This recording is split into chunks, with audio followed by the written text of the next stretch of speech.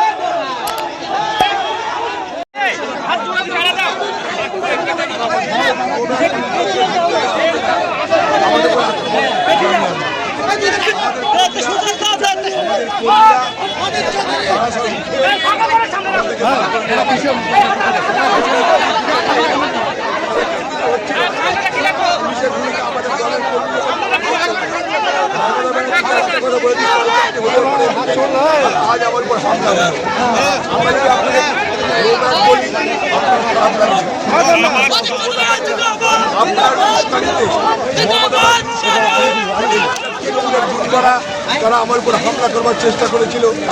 আমি ওখানে বসে বসে বলেছি,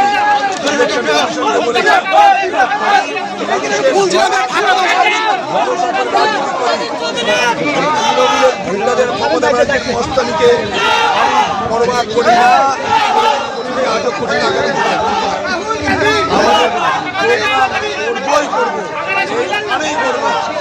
এই দেখুন কংগ্রেসের লোকরা ওখান থেকে তৃণমূলের লোকদেরকে যখন হামলা করছে আমাদের লোক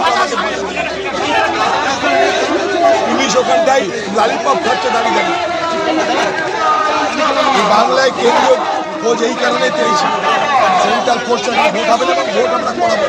আবার বলছি, এত মস্তানি করার পরেও যদি দেখাতে পারি পার্টি করা ছেড়ে দেবো।